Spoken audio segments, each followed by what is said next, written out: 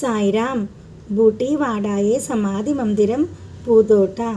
1911లో శ్రీరామనవమి రోజున దీక్షిత్ గృహప్రవేశం జరిగింది. తర్వాత ఎంతో ఖర్చు పెట్టి బూటీ కూడా ఒక వాడాను నిర్మించాడు. మహాసమాధి తర్వాత బాబాను అందులోనే సమాధి చేశారు. ఈ బూటీవాడ ప్రాధాన్యత మరొకటి కూడా ఉంది. ఈ వాడా ఉండే స్థలంలో మొదట్లో ఒక అందమైన పూదోట ఉండేది. బాబా స్వయంగా దానిని పెంచాడు.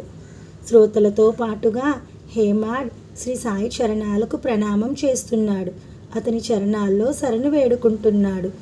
స్వస్తి శ్రీ సంత సజ్జన ప్రేరితం భక్త హేమాడ్ పంత విరచితం శ్రీ స్వామి అచలానంద సరస్వతి అనూదితం శ్రీ సాయి సమర్థ సచ్చరితంలో సాయి సమర్థ అవతరణం అనే 4వ అధ్యాయం సంక్షిప్తం సంపూర్ణం. శ్రీ సద్గురు సాయినాథార్పణమస్తు. శ్రీ సాయి సచ్చరిత్ర అధ్యాయం 5. షిరిడీ నుండి సాయిబాబా మాయం కావడం, మరలా హఠాత్తుగా తిరిగి రావడం. శ్రీ గణేశాయ నమః. శ్రీ సరస్వత్యై నమః. శ్రీ గురుభ్యో నమః. శ్రీ కులదేవతాయై నమః. శ్రీ సీతారామచంద్రాభ్యాం నమః. శ్రీ సద్గురు సాయినాథాయ నమః. చాంద్ పాటిల్ గుర్రం కథ.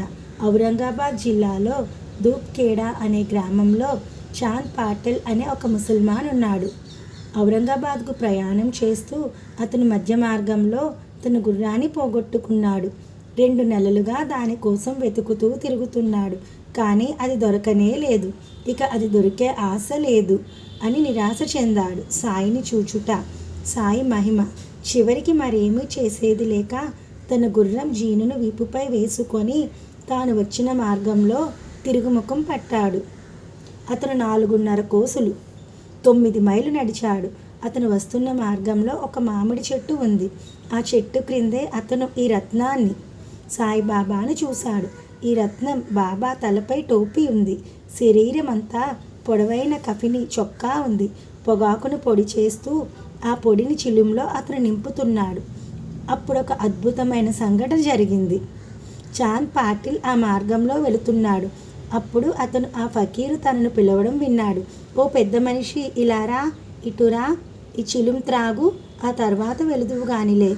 ఇటు వచ్చి కాసేపు ఈ మామిడి చెట్టు నీడ కూర్చో, విశ్రాంతి తీసుకో. అవును, నీ వీపు పైన జీనుందేమిటి? అది దేనికోసం అని ఆ ఫకీరు అడిగాడు. నా గుర్రం తప్పిపోయిందయ్యా అని చెప్పాడు పాటిల్. అలాగా, ఈ కాలువ వెంట వెళ్ళి వెతికి చూడు, దొరుకుతుంది అన్నాడు ఆ ఫకీరు. నిజంగానే వెంటనే పాటిల్కు తన గుర్రం దొరికింది. చాంద్ పాటిల్ విస్మితుడయ్యాడు. నిజంగా నేనొక అవలియాను, సిద్ధుడిని కలిశాను. ఈ అద్భుత కృత్యం సాటి లేనిది. ఇతను మానవ మాత్రుడు కాదు సుమా అనుకున్నాడతను. సాయిరామ్.